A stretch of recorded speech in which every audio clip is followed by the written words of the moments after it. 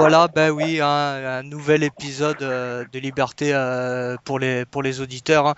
On approche petit à petit, on grignote les 3 ans, hein, dans exactement 2, 3 semaines. On fêtera nos 3 ans d'émission, 3 ans de combat, 3 ans qu'on lâche pas l'affaire. 3 ans aussi, ben voilà, qu'on essaye d'être un petit peu l'épine de certains. Donc encore ce soir une émission bien chargée, hein. Donc en première partie nous commencerons avec Choup, hein, Choup qui est représentant des Ultra Auxerre, hein. Donc ils ont fait un communiqué, ils ont prôné le boycott. Il nous expliquera tout ça. Suivi tout de suite derrière de Sébuc, hein, aussi représentant du Malherbe Normandie Cup, hein. On les avait déjà reçus, hein. Malheureusement, ben il n'y avait pas pu avoir de podcast, hein, suite à des problèmes techniques. Donc ben ils nous ont fait l'amitié et la gentillesse de revenir ce soir parmi nous. Nous aurons aussi Guillaume aussi qui est supporter de la J Auxerre. Il a des petits coups de gueule aussi personnels à balancer. Donc ce sera les minutes de Guillaume en deuxième partie. Et pour finir, bien sûr, nous aurons Stéphane, président des Camarga Unita, pour faire un petit bilan de cette année 2013, le combat de Narpé, les Camarga Unita, le groupe. Enfin, on fera un petit récapitulatif de cette année. Avant de commencer, bah, je voudrais remercier Guillaume qui est parmi nous. Bonsoir Guillaume. Bonsoir. Bien sûr, Choup qui est parmi nous des Ultra Auxerre. Bonsoir. Ouais, salut tout le monde. Sebuc des MNK. Bonsoir. Oui, bonsoir aux auditeurs. Et bien sûr, comme d'habitude, depuis un peu plus de 2 ans maintenant, à mes côtés, mon ami Xavier, qui m'a annoncé une triste nouvelle, hein. Je sais pas si on doit la dire, je sais pas, mais content que tu sois parmi nous ce soir. Bonsoir. Ouais, bah bonsoir à tout le monde. Enfin, une triste nouvelle, oui et non, hein. C'est ouais que il y a un petit risque que je sois de moins présent dans les semaines qui viennent. Donc ça pourrait être jusqu'à la fin de saison, là. Mais j'essaierai de pouvoir venir occasionnellement dès que je serai libéré, quoi. Puis bon, si vraiment tu te retrouvais tout seul un soir, bien sûr que je te laisserai pas tout seul dans la merde, hein, c'est évident. Ouais, mais nous sommes tellement bien entourés maintenant dans Liberté pour les auditeurs que on ne se retrouvera jamais seul, hein. Je ne serai plus jamais seul, hein. C'est au moins ça de gagner. Mais bon, voilà, c'est quand même pour moi c'est une drôle de nouvelle si vraiment ça se fait. Donc avant de commencer, bien sûr, les amis, avec Choup qui est à l'aéroport, donc on va pas galérer. Juste pour rappeler une petite précision de la semaine dernière, hein, en deuxième partie, bah oui, hein, nous avons reçu des supporters du Standard de Liège, hein. Ils étaient bien belges une fois, hein, on a pu s'en apercevoir avec leur accent. Mais voilà, on a reçu des petits messages de supporters belges, de membres du groupe aussi, bah, qui se demandaient qui étaient ces phénomènes qui passaient à la radio. Donc, comme je leur ai dit, hein, c'était des supporters lambda, on les a fait passer tels, hein, voilà, ils allaient au stade, donc ils nous ont expliqué un petit peu leur vision à eux du stade, qui est apparemment vraiment pas celle des ultra infernaux, hein. Donc ils ont reçu l'invitation, les Ultra Infernaux. Ils n'ont pas fermé la porte à venir s'expliquer, hein. Vaut mieux, comme on dit, s'adresser à Dieu qu'à ses saints. Donc voilà, on espère remettre les choses au clair et avoir plus de détails sur ce groupe, les Ultra Infernaux. Et bon, quoi qu'il arrive, c'était un podcast, un petit bon moment qu'on a passé quand même avec nos amis belges une fois. Allez, on démarre tout de suite, bien sûr, avec nos amis ultra auxerrois. Bah, il y a eu un communiqué encore par rapport, bien sûr, à ces problèmes d'horaire de match. Et, vous prenez le boycott, Choup. Là, il y en a un petit peu ras le cul qu'on prenne voilà, certains clubs en otage ou qu'on les mette au mépris carrément. Ouais, voilà. Alors, en fait, pour communiquer, on n'appelle pas tout à fait au boycott. On dit qu'en fait, il va se faire naturellement, puisque l'horaire, c'est débile. Il y a nos collègues lensois qui ont la même chose. Vous m'entendez bien ou pas? Impeccable, impeccable. Impeccable. Super. Donc voilà, le boycott il se fera naturellement. Ça, c'est complètement inadéquat comme horaire pour faire venir du monde au stade. Alors, je veux bien qu'il y a des problèmes de calendrier à respecter pour la Fédé, pour la Ligue, mais enfin, on peut quand même programmer un match à 1h décembre pour que les gens puissent venir au stade. Donc, on annonce officiellement qu'on n'aura pas d'activité, puisque de toute façon, nous n'aurons personne dans notre bloc. Donc, ça sert à rien d'essayer de créer une activité. Et ce qui est d'autant plus regrettable, c'est qu'on joue contre Dijon, qui est un derby régional. Donc, avoir peu de monde pour Dijon, on s'est dit c'est une affiche qui va être télévisée, mais ça sert à rien que nous, on fasse quelque chose. Et justement, ça les embêtera qu'un tout petit peu, mais ça les embêtera quand même nos chers diffuseurs des rencontres sportives, quoi. Mais ce qui est marrant, c'est d'ailleurs Lucien Denis qui est sur RMC qui parlait au CR Dijon. L'autre fois, il disait pour une fois, il y aura pas mal de monde normalement pour le derby. Bah, la France que non, donc avec l'horaire qui va poser problème. Ouais, voilà, je pense qu'il espérait une autre programmation pour le match. Il espérait peut-être une rencontre à 20h30 où effectivement, là, on peut espérer voir du monde. Les gens terminent le travail à 18h30. Même ceux qui arrivent de Dijon ont 1h et demie pour venir, donc ça laisse largement le temps. Mais là, à 18h30, il faut prendre presque une demi-journée de congé ou de RTT ou poser quelques heures, mais je suis pas sûr que tout le monde puisse le faire. Si on aurait été pendant les vacances encore, on aurait pu avoir quelques jeunes peut-être, des lycéens, des collégiens, quelques clubs de foot, mais là c'est même pas possible, c'est pendant la période scolaire. Donc qui va venir au stade? Déjà que le vendredi à 20h il y a personne, le dimanche à 15h il y a personne. Alors c'est pas un jeudi à 18h30 qu'il y aura quelqu'un. On n'a pas un bassin de population assez important pour pouvoir mettre des matchs dans ces horaires-là, quoi. Est-ce que le club, excuse-moi, Xavier, est-ce que le club se rebelle aussi un petit peu contre ça, s'exprime ou exprime son ras-le-bol, pardon.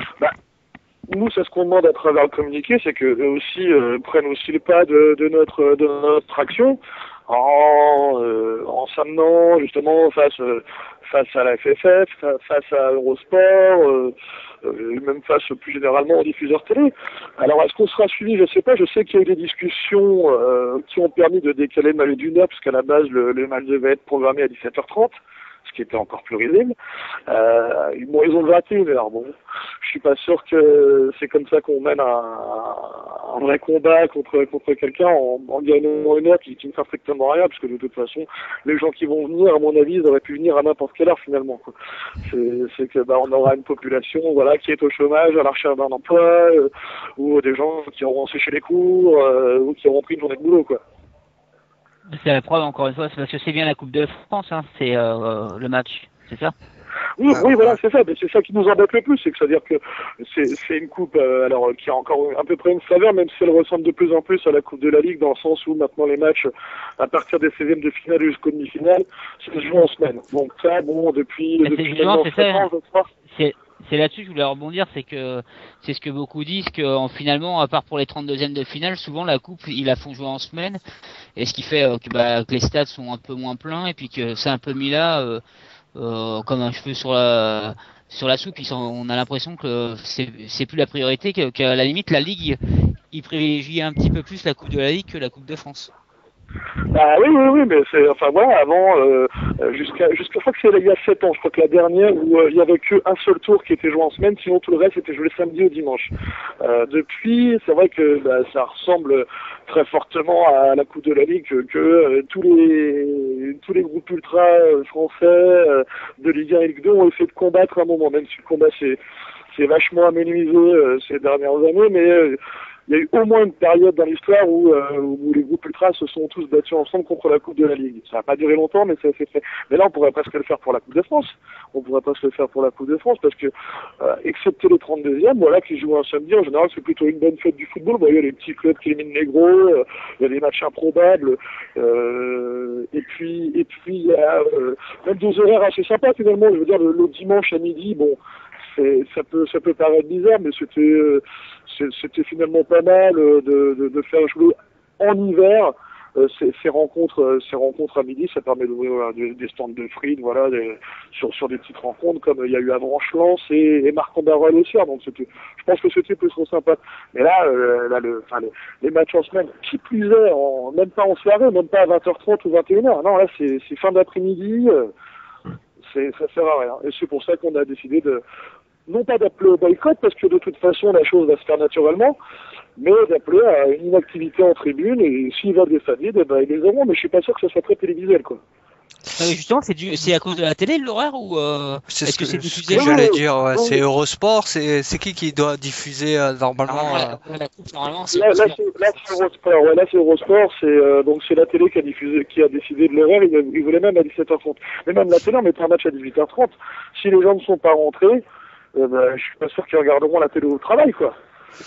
C'est une façon aussi un petit peu de mettre en péril la qualification de la JOCR, une probable qualification. On sait ce que vaut le soutien populaire dans certains matchs.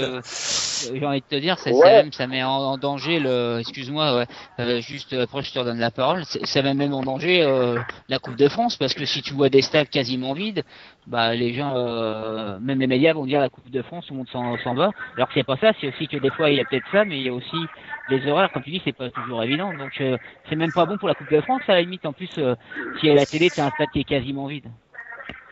Ouais, ben ça après voilà, c'est les décideurs les diffuseurs qui l'ont décidé, ça. Après, comme tu dis, c'est sûr, c'est une perte pour les joueurs qui perdent le soutien de leur public, mais en même temps, est-ce qu'il y aura beaucoup de Dijonnais du coup qui vont venir à 18h30 à Auxerre un jeudi soir? Bien sûr, finalement, en fait, on jouera une rencontre de CFA. J'imagine que pas mal d'entre vous ont vu une rencontre de CFA avec 200 spectateurs et quasiment pas d'ambiance, si ce n'est des insultes envers l'arbitre ou des allez, bouge-toi le cul, t'avances pas sur le terrain en ce moment. Ça va être ça finalement. Mais après, voilà, les diffuseurs ont décidé de cet horaire-là. Maintenant, c'est à vous d'assumer aussi. Il y aura, allez, vu que c'est un derby, ça attirera peut-être un petit peu plus les retraités chez nous. On va dire, si à grand maximum 5000, ça sera le bout du monde. Ouais, et encore, ce sera pas mal quand même à 10. Et pourquoi l'horaire du mercredi ou quoi n'a pas été proposé? Il n'y a pas eu d'explication ou quoi ou... Je crois que c'est pour pas que les rencontres s'empiètent les unes entre les autres, puisqu'il y a une autre rencontre ensuite qui est diffusée à 20h30. Donc c'est pour éviter qu'on se marche dessus. Et j'imagine que c'est pareil pour les Lensois qui je crois reçoivent ou vont à Ajaccio, il me semble de mémoire, et qui jouent mardi à 18h30.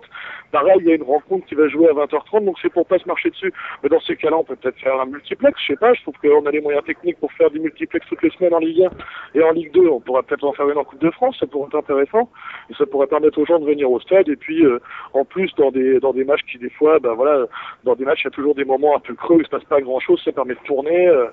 Je sais pas, ça paraît tellement logique, mais j'ai l'impression que des fois les gens qui décident de la diffusion télé sont un petit peu abrutis, et dis-moi abrutis parce qu'on est dans les libertés pour les auditeurs, mais c'est bien ça, je pourrais même dire quoi. Ah non, mais je suis complètement d'accord avec toi. Est-ce que vous avez eu des rapports avec ce Dijon, que ce soit les supporters, ou est-ce que même Dijon s'est manifesté par rapport à l'horaire ou pas du tout? J'ai pas eu de retour de la part des Dijonnais, j'ai pas vu qu'ils avaient fait de communiqué particulier à ce sujet. Après, bon, c'est que le mouvement ultra, il est pas hyper important à Dijon non plus, hein, sans les critiquer, loin de là. Hein, ils font ce qu'ils peuvent aussi avec les moyens du bord, mais on n'a pas eu de retour de ce côté-là. Le seul retour qu'on a eu, c'est de la part du club qui comprend notre position, est un peu déçu de ne pas avoir d'ambiance pour un derby, mais comprennent tout à fait notre position, puisqu'ils savent très bien que de toute façon, le stade qui sonne vide depuis un mois et demi, puisqu'on est à moins de 3500 de moyenne, je crois, va pas beaucoup grossir sur un match de Coupe de France où on espérait un petit peu de monde, on espérait que 10 000 spectateurs à 20h30. Et justement, là, je regardais justement Stan là, par rapport à ce tour de coupe là. Et non, justement, le jeudi, il n'y a aucun match. Je regardais la programmation là. Le mardi, tu as quelques matchs. Tu en as un 18h, un 18h30, t'en as 3 19h, un 19h30, même 4. Après, Ouais, il y en a deux à 20h. donc ça a aucun sens le fait Bah non, et puis il y d'empiéter a, sur les autres, quoi. et il y a le Marseille-Nice à 21h. Après, le mercredi, le mercredi, t'as même Chasselet-Monaco, là, l'équipe à Julie, qui joue contre Monaco, c'est carrément à 17h. T'as le PSG Montpellier à 9h, enfin 9h moins 5. Et le jeudi 23 janvier, t'as seulement prévu Auxerre Dijon à 18h30. Il n'y a pas d'autres matchs. N'importe quoi. Juste C'est pas pour d'autre chose, réagir. donc c'est encore plus ridicule. C'est encore plus ridicule dans ces cas-là, quoi. Ouais, ils auraient pu mettre un peu plus tard. Ouais, c'est complètement ridicule. Guillaume, tu voulais réagir, Guillaume? Ouais. Moi, j'habite Dijon, en fait, et c'est clair qu'il n'y aura aucun Dijonnais qui vont se déplacer. Enfin, c'est impossible, matériellement parlant. Moi, j'aurais voulu aller voir ce match, hein, franchement. Mais c'est pas possible, quoi. C'est un horaire complètement... ça va pas du tout, quoi. Hein. On peut pas... Il y aura aucun Dijonnais dans le stade. Hein. Moi, je pense pas. Hein. Et d'ailleurs, le problème, c'est le même aussi pour Ajaccio contre Caen le mardi à 18h, hein, ou Lens-Bastia à 18h30. Hein. C'est le même. C'est ce c'est que j'allais dire aussi à Sebuk, quoi. c'est ce que j'allais demander à Sebuk, si eux aussi par rapport à ces horaires, bah voilà, ils étaient emmerdés ou. Alors bah nous, bon, mais on aurait pu être emmerdés si on jouait à domicile, mais là on va jouer à l'extérieur à Ajaccio à 18h un mardi. Alors c'est un horaire complètement pourri, mais de toute façon les 2-3 personnes qui vont pouvoir y aller, c'est parce que ils sont libres ou ils sont en vacances à ce moment-là. Donc pour nous en fait la question se pose pas vraiment. Le groupe dans son ensemble va pas du tout pouvoir être présent dans son ensemble, en tout cas à Ajaccio un mardi à 18h. Non, c'est ridicule. Ah, on est bien d'accord. Et puis voilà, comme je disais, pour l'empiètement, on voit un match à 6h, l'autre à 6h30, l'autre à 7h. Donc voilà, tout le monde empiète sur tout le monde. Donc c'est vrai que c'est complètement absurde. Tchoub, j'espère que le message est passé. Bah, moi, je lance un message aussi, diffuseur d'Eurosport, arrêtez de faire du bein, arrêtez, restez vous-même. Hein. Gardons l'esprit Coupe de France, hein, gardons l'esprit football populaire. Hein. Vous qui prenez aussi cela dans vos commentaires et tout le tintouin, donc voilà, essayez de faire ce que vous dites et vice versa. Choup, t'es à l'aéroport, on va pas t'embêter plus. Merci d'être venu directement nous expliquer tout ça à l'antenne. Tu reviens quand tu veux, mon ami. Ouais, avec plaisir les gars, puis bonne année à tout le monde, puisque j'ai pas eu l'occasion de le faire, donc bonne année à tous, et longue vie à Liberté pour les auditeurs. Ah, c'est gentil. C'est effectivement bonne année à tous ceux que j'ai pas pu souhaiter une bonne année à tous les ultra Auxerre, hein, bien sûr, on a besoin de tout le monde pour que les Auxerrois remontent dans l'élite, hein, dans la place qu'ils n'auraient jamais dû quitter. On espère que Eurosport ils ont encore peut-être une petite dizaine de jours, peut-être moins, plus pour se réveiller. J'espère qu'ils vont se réveiller, qu'ils vont se dire bon on va le décaler à 20h30. Ah, tout est possible maintenant dans ce football. Merci Tchoup, à bientôt et longue vie aux Ultra Auxerre. Ça marche, merci, à bientôt les gars. Ciao. Donc voilà les amis, première partie intéressante. On voit que voilà, il n'y a pas que Bein qui prend les clubs un petit peu pour des cons. Voilà, maintenant Eurosport aussi s'amuse à ce petit jeu. Est-ce qu'on est sûr que c'est la télé, la limite c'est quand même là. Peut-être la Ligue qui prévoit ça, de faire un truc sur 3 jours en plus, comme il y a mardi, mercredi, jeudi, pour attirer du monde, même si je pense pas que c'est avec Auxerre Dijon que Eurosport va faire le plus d'audimat. D'ailleurs, c'est peut-être pour ça qu'ils l'ont pas mis à 20h ou à 21h. Peut-être si ça avait été un PSG Lyon ou un Lyon Marseille comme ce soir en Coupe de la Ligue, peut-être qu'il aurait plus mis à 20h50, 21h, tu vois. Non, faux, parce que ça m'aurait, moi, ayant Eurosport, par exemple, ça m'aurait pas déplu de regarder un derby au Stade Dijon Coupe de France, comme un Ajaccio Caen, où il y a des matchs, voilà, si t'as l'occasion, tu peux les regarder, passionné de foot et surtout la Coupe de France, on sait, voilà, hein, ce que ça apporte, hein, c'est Encore ouais. hier, les Cannes qui éliminent Saint-Etienne. Voilà, des matchs. c'est le charme, c'est l'esprit coupe, c'est des voilà, c'est des matchs coup près. Donc non, je pense qu'il y a beaucoup de gens qui auraient regardé ce match en ayant Eurosport. Mais bon, voilà, on espère que ils vont changer d'avis, qu'ils vont avoir, comme diraient les alcooliques anonymes, un moment de lucidité et qui vont rétablir un petit peu tout ça. On va enchaîner tout de suite. On n'est pas loin, on est à Auxerre, on n'est pas loin. On prend tout de suite l'autoroute. On n'est pas très loin. On va direction du stade Malherbe de Caen. On vous avait déjà reçu. J'avais pas pu être là. Des problèmes techniques, des problèmes, mais voilà. Nous revoilà comme on dit. Donc merci Sébuc De rien. d'avoir accepté l'invitation. Voilà pour nos amis auditeurs qui n'avaient pas eu parce que j'ai reçu beaucoup de messages hein, et le podcast avec les MNK et le podcast très difficile de dire désolé les amigos, il y a eu un petit problème technique, nous n'avions pas de podcast à proposer, donc on se rattrape ce soir. Si tu peux nous faire une petite biographie pour nos auditeurs du groupe, depuis quand, les membres et tout ça, s'il te plaît, c'est bien. Ouais, donc merci à vous de m'avoir réinvité et d'avoir réinvité le Malherbe de Handicap. Donc nous, on est un groupe qui existe depuis 1996 et qui supporte donc le stade Malherbe de Caen.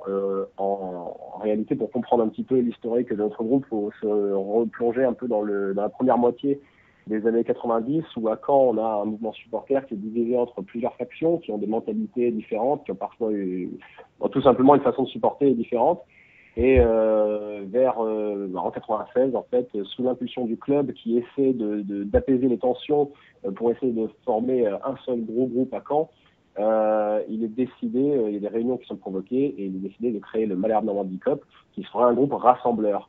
Et en fait, très vite, dès le début, dès les premiers mois de la création du groupe, ce sont en fait les ex-Gunners, les Gunners 91, un groupe qui supporte le stade de Malherbe de Caen depuis 1991, quand on était au stade Benoît, qui ont pris les rênes du groupe. C'est le président des Gunners qui est devenu le président du Malherbe Normandie Cup, c'est lui qui a choisi le nom Malherbe Normandie Cup. Donc nous sommes créés depuis 1996, mais c'est vrai que l'histoire de notre groupe, on peut le dire, remonte peut-être quand même à 91 quelque part, même si certaines choses ont changé, comme le nom. Mais alors au niveau des grands principes du groupe, de la politique du groupe, ou plutôt de l'apolitisme du groupe, de l'indépendance du groupe, etc., c'est des principes qu'on retrouve depuis la création des Gunners Caen 91. Ok. Donc on va dire que voilà, le groupe est né en 1991. Bien sûr, comme tout groupe ultra, vous avez certaines rivalités. Donc vos rivalités seraient plutôt Le Havre, ce serait. Oui, enfin on a des rivalités, disons, avec des équipes un peu voisines, des clubs voisins, Le Havre, Rennes. Tout simplement de par la localité, c'est un petit peu des rivalités entre le public, tout simplement, pas seulement entre le groupe ultra, mais tout simplement entre le public, parce que forcément, ce sont des clubs qui géographiquement sont proches. Et combien vous faites à peu près à domicile au niveau public, spectateurs, tout confondu? Alors, en ce moment, le stade est assez peu rempli par rapport à d'autres années pour des tas de raisons, des raisons tant sportives que des raisons on peut dire, d'horaire ou de matchs comme ça en semaine, notamment le vendredi, et surtout, je pense, de l'action des dirigeants du club qui ont un peu foutu la merde à pas mal de niveaux ces dernières années, qui ont voulu créer un grand club de football au Malherbe de Caen, et qui sont un peu mal pris. Mais bon, là, on doit être, je sais pas, 8, 9 000, ça dépend des matchs. Là, contre Laval, vendredi, je pense qu'il va pas y avoir grand monde. Et puis nous, dans notre bloc, alors la tribune Luc Borelli, qui est notre tribune, est quand même pas trop mal remplie cette année. Et on a un bloc, on a à peu près 200 quartiers dans le groupe, dans le Malherbe Handicap, donc le principal groupe Noyau de Malherbe de Caen, de loin. Et puis, ouais, 200 personnes de quartier, mais alors on présente dans le bloc quand même, ça peut tourner vers 4, 5, 600, je sais pas, ça dépend à peu près des matchs, mais on a parfois, alors que le contexte sportif n'est pas très glorieux ces derniers temps, On est 8e de Ligue 2 et c'est pas brillant. L'ambiance dans le COP est quand même pas trop mal. On a eu des bons matchs, je trouve, dans le COP, on s'amuse bien. On a des bons hommes qui arrivent. Non, bon, ça se passe bien en tribune, on va dire, cette année. Et est-ce que vous, par rapport, bien sûr, à ces diffuseurs tels que Bein, voilà, vous êtes aussi un petit peu. Je sais que vous êtes beaucoup actif dans le mouvement SOS Ligue 2. Est-ce que voilà, vous avez un petit peu aussi abdiqué par rapport à Bein ou voilà, il y a quand même un combat qui est mené pour qu'il y ait un changement dans la diffusion de la Ligue 2 entre autres. Oui, bien sûr, il y a un combat qui est mené et qu'on continue à mener. Ça peut passer par des banderoles, etc., de la communication, et puis tout simplement un boycott. Je pense que même si c'est pas grand chose, c'est déjà quelque chose, c'est de boycotter Beansport, tout simplement, de ne jamais acheter Beansport, vivre sa passion au stade, et la télé, Beansport, tout ça, le sport, on s'en fout d'eux, quoi.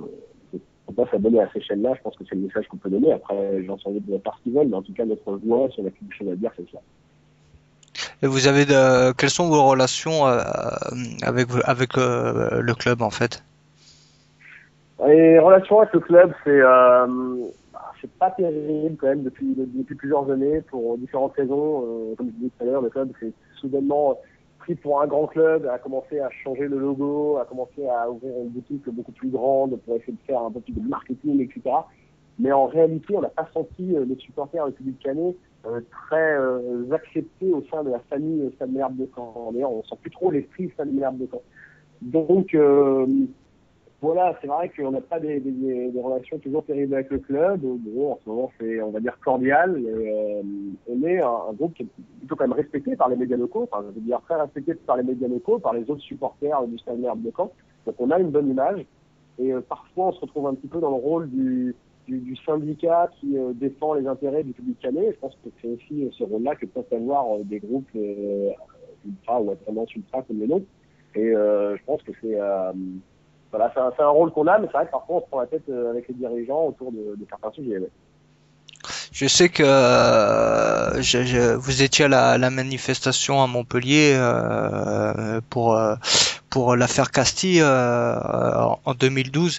Depuis cette époque, est-ce que vous sentez que le mouvement est en train de prendre une mauvaise tournure comment ressentez-vous cette répression? Ah bah oui, c'est pas que depuis cet événement-là. Hein. On a été aussi à la manif à Nice, je sais plus quand c'était, en 2008 peut-être, et on a fait partie de la coordination nationale des supporters, coordination nationale des ultras. On a fait partie de la première SOS Ligue 2 pour essayer de sauver ce qu'il y a à sauver dans ce qu'on aime dans le football. Et parce qu'on a toujours été actifs sur ces fronts-là pour défendre l'intérêt des supporters. Et c'est pas facile. C'est encore moins facile maintenant. On s'est battu beaucoup l'année dernière pour essayer de changer les horaires des matchs de Ligue 2. C'était à 18h45, en tout cas la première partie de saison, parce que suite à Munich et à divers facteurs, on a réussi à changer ça, même si c'était pas que les ultras qui ont bougé ça, c'était aussi parce que les gens s'abonnaient pas assez à 18h, ou les gens n'avaient pas assez au stade. Enfin, bref. On a toujours été actifs là-dessus, et c'est vrai que pour le mouvement ultra, la répression et puis tout simplement le football moderne, ça ne nous aide pas du tout. Mais parallèlement à ça, j'ai pas envie de dire tout de suite, voilà, dans un an le mouvement ultra sera mort, parce que ça fait 10 ans presque 10 ans que je fais partie du Malherbe avant du peuple, et les anciens me disent depuis 10 ans, tu sais, le mouvement ultra, dans 3 ans, c'est fini.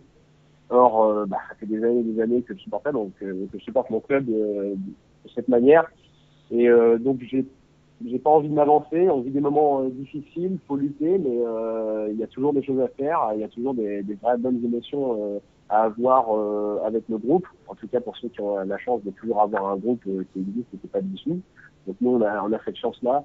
Et on va se battre jusqu'au bout. Et pour l'instant on voit pas le bout, donc on va continuer à se battre. Et puis voilà, quoi. Je vais pas dire tout de suite pour tous les jeunes qui sont dans le groupe, ça sert à rien de s'investir. Dans un an, on est mort. Non, on n'en fait rien du tout. Investissez-vous, on vit à fond notre truc et on verra bien où ça nous mène. Et vous, par rapport à ça, est-ce que vous êtes victime un petit peu de répression, de censure, comment ça se passe chez vous? Ah bah, chez nous, ouais, on a eu pas mal de répression ces dernières années. On a eu, pour l'instant, je pense qu'on est revenu là à 0 IDS. Je crois que tout le monde est revenu, mais c'est vrai qu'il y a quelques mois encore, dans les 3, 4, 5, je sais plus. Et, en effet, au niveau de censure aussi, on a eu des messages parfois qui sont pas tout à fait. Alors parfois, c'était même la direction de notre club qui nous ont interdit ça. Donc on a provoqué des réunions. Ils ont dit qu'à partir de maintenant, on peut mettre certains messages, mais ils veulent quand même avoir le sens du message avant le match. Enfin bon, des trucs un petit peu compliqués. Euh, Bon, ça peut arriver, même en Ligue 2, d'avoir de la répression et des interdictions de stade et tout ça, même si je pense que ça peut être pire en Ligue 1. Mais comme on en avait parlé d'ailleurs, je sais pas si il y a quelques semaines, on a eu un match à Dreux en Coupe de France. Alors là, c'était contre une équipe qui était il me semble, même pas, DH, je sais plus. Mm, mm. Et là, ça s'est très mal passé. Il y a une grosse répression de la part des flics qui complètement surréagit par rapport à un non-événement. Et donc en fait, c'est vrai qu'il est possible de trouver de la répression à tout niveau, ça c'est marrant.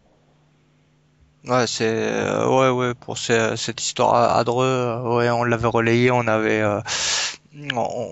posté quelques trucs. C'est vrai que voilà, après il y a deux poids deux mesures avec tout le sécuritaire, hein, comme ils appellent ça. Ils veulent même maintenant certains articles, hein, où ils veulent encore durcir, hein, encore plus encadrer Ils les parlent même déplacements. d'interdiction de stade à vie maintenant. Ouais, tu imagines. Ouais, j'ai entendu parler de ça. Ouais. Alors C'est après, une pratique. si encore, s'ils voulaient, ça peut être louable quoi, s'ils veulent vraiment sanctionner, par exemple, les hooligans, les fauteurs de troubles, à la limite, parce que bon, quand t'es dans les dirigeants, ça peut être entendu, ça. Mais le problème, c'est que souvent dans les interdits de stade, on en connaît un stade, c'est pas des mecs qui sont souvent c'est pas tout le temps des fauteurs de troubles ou des hooligans, hein. Des fois, c'est des simples supporters qui Ouais, veulent aller encourager leur équipe, hein. ouais, après, à ce niveau-là, je suis d'accord avec des interdictions de stade qui sont données absolument à plein de monde, et parfois, c'est vraiment pas les plus virulents. Mais alors, même quand c'est des virulents, je trouve que l'interdiction de stade à vie, ce qui se fait déjà en Angleterre depuis quelques temps, je trouve que c'est complètement abusé, parce que dans le droit français en général, on n'a jamais des choses à vie. Enfin, même Non, la et puis, non, quelqu'un qui a violé, tu parles de l'Angleterre, mais en c'est juste. Angleterre, ça déplace le problème ailleurs, hein. Et s'ils sont plus là où ils étaient, ils Oui, oui, iront non, mais ailleurs. Voilà.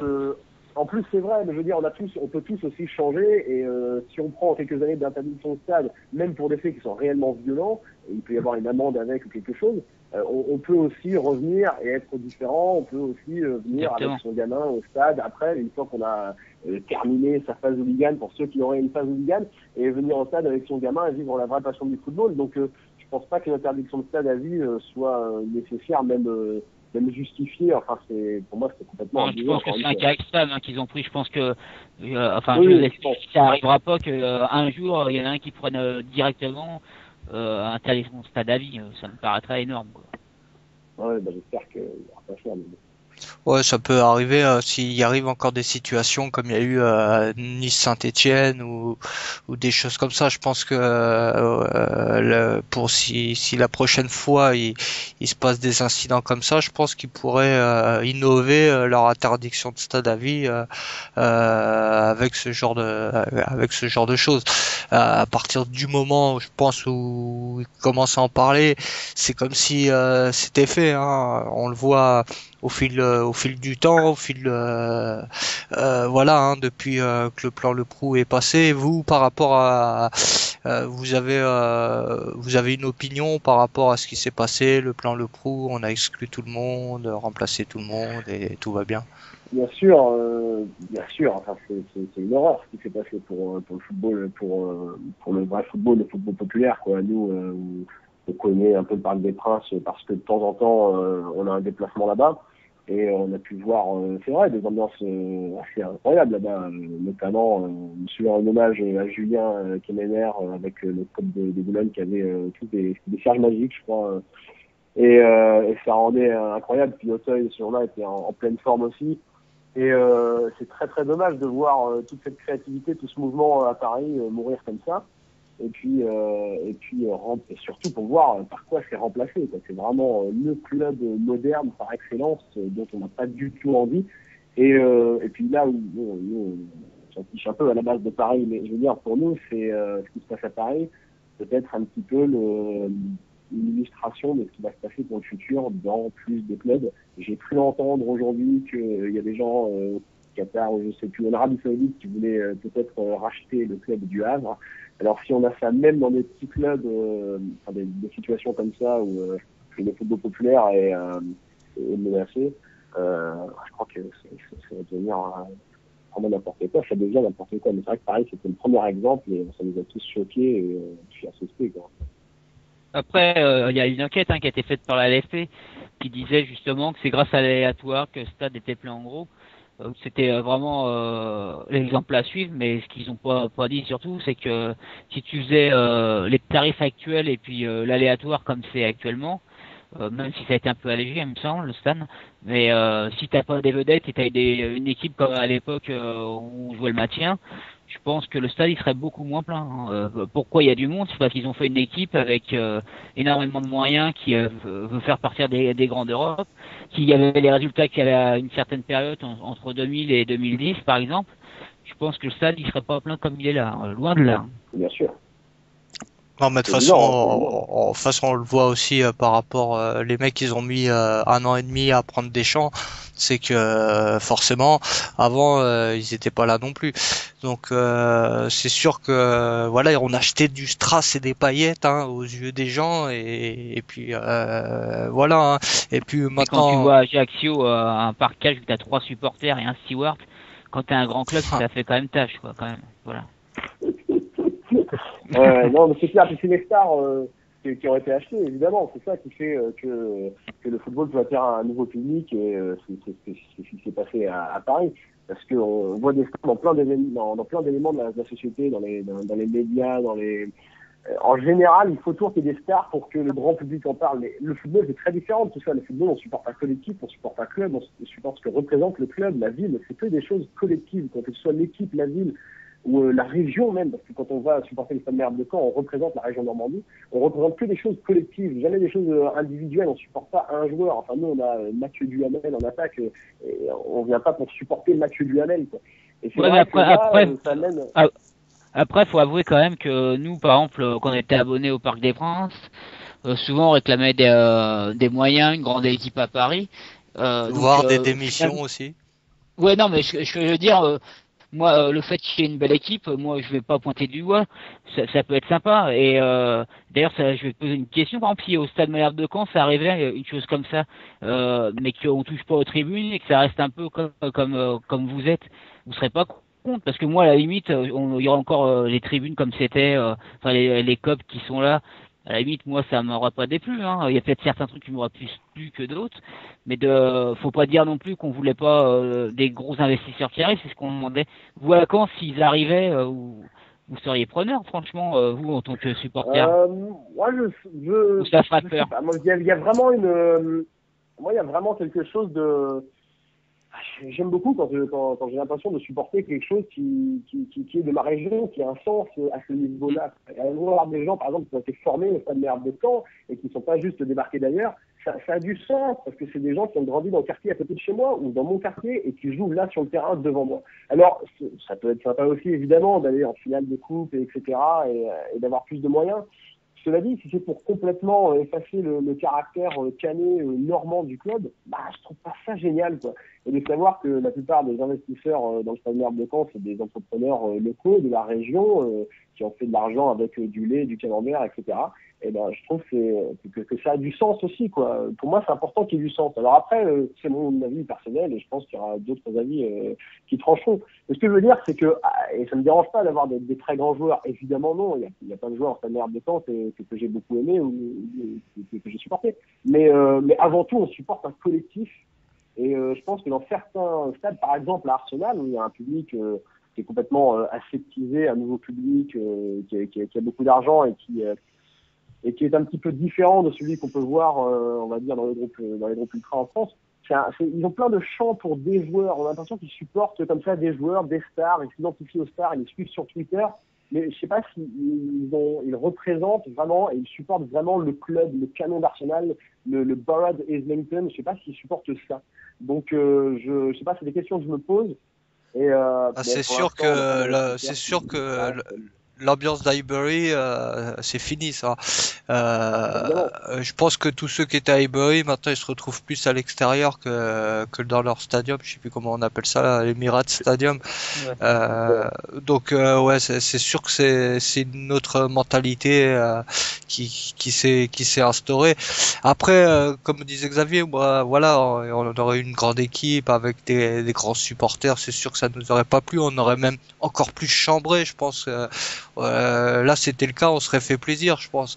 La créativité aurait été à son paroxysme.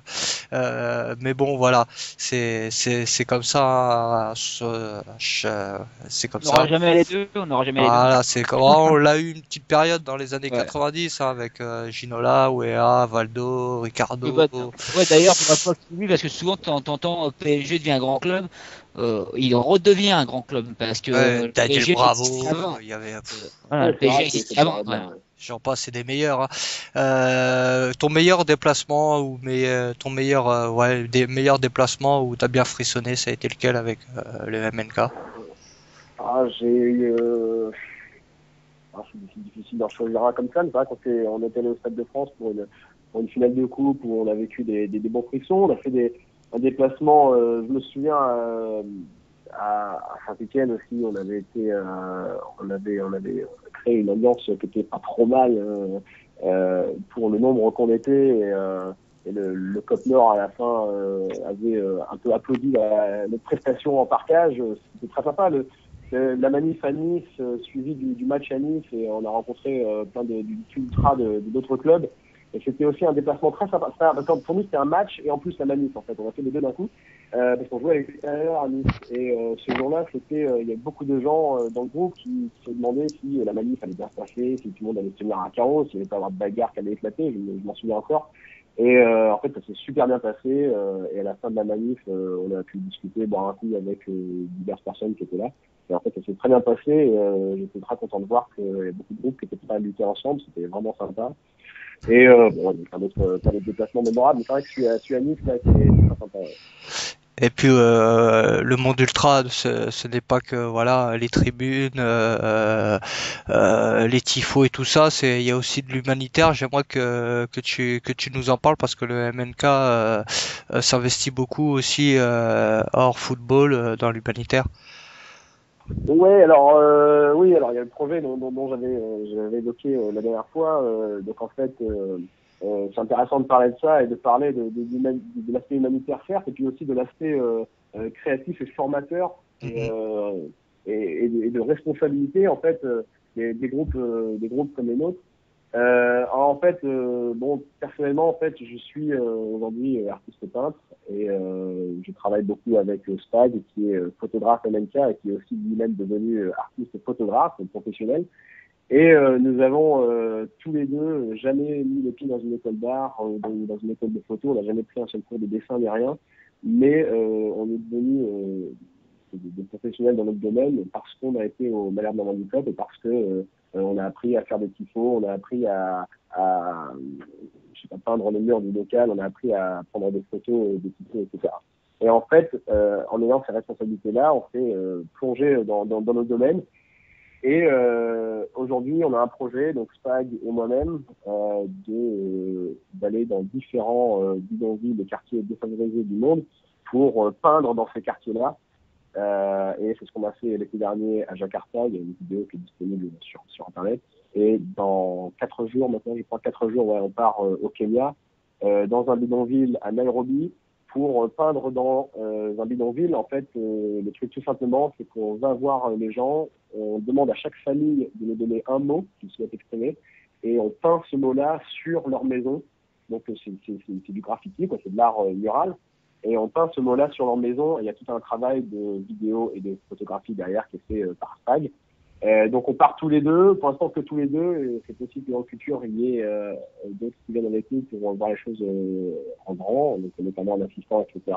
Et dans ce cas-là, on sera recruté parmi les rangs du Malherbe Normandie Cup. Et c'est vrai que c'est un aspect intéressant, donc on en avait parlé d'ici la dernière fois, parce que donc avant même d'avoir une vie d'entreprise ou avant même d'avoir fait des études avancées, au Malherbe Normandie Cup, on était des adolescents et on a commencé à avoir des responsabilités dans les domaines qui nous intéressaient déjà. Des photographes aiment la photo depuis que je suis petit et moi j'aime dessiner depuis que je suis petit. Et là on a eu des vraies responsabilités, on a eu des encouragements des anciens, on a eu tout ça qui nous a encouragés à faire de plus en plus de choses. Et aujourd'hui, je sais très bien que si je fais de l'art, si je fais des expos, si je fais ce projet qui s'appelle Share the World, qui va ensuite déboucher sur des expositions, on a aussi des contacts avec un éditeur sur Paris pour un éventuel livre. Si on fait tout ça aujourd'hui, c'est parce qu'on a été au Malherbe Normandie Cup, c'est pas du tout parce qu'on est passé par des écoles d'art ou de ceci ou de cela. Donc voilà, la prochaine étape c'est le Kenya dans 4 jours. Il y aura plein de choses à suivre sur le groupe Facebook que vous allez relier en commentaire sur la page.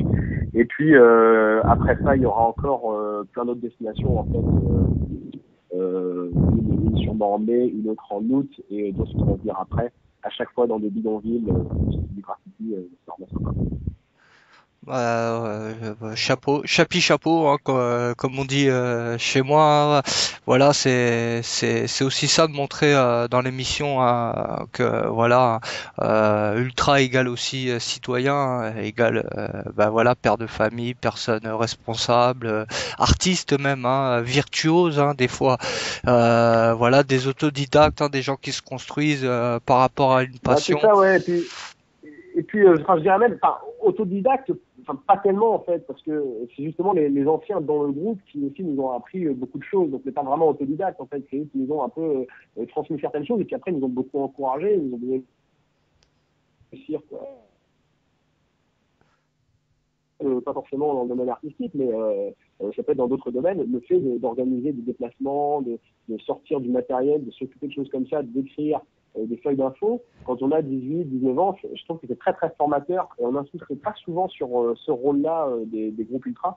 Et c'est super formateur. Aujourd'hui, il y a plein de jeunes qui s'investissent au Malherbe Normandie Cup et sans vraiment en avoir confiance, ils sont en train de prendre des responsabilités et peut-être pour la première fois de leur vie, ils ont des responsabilités à ce niveau-là, quoi, parce qu'ils n'ont pas encore de vie professionnelle en entreprise. Par contre, ils ont déjà des vraies responsabilités au Malherbe Normandie Cup, ça c'est important.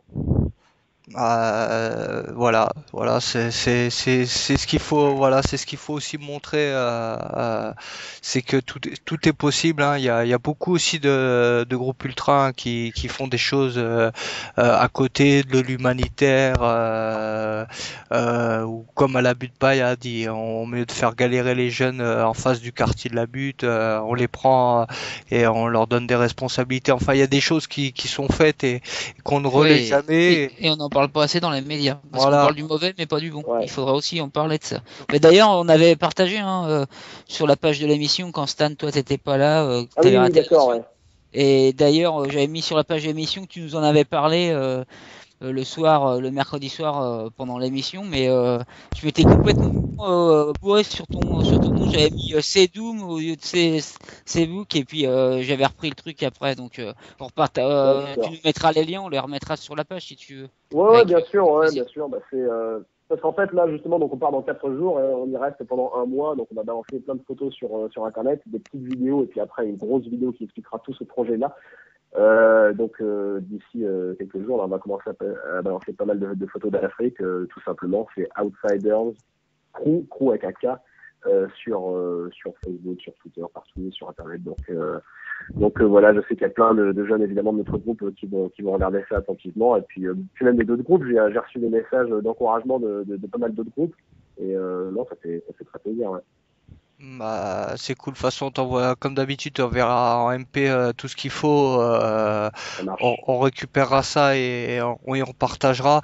C'est Buck, je te remercie d'être revenu à l'émission.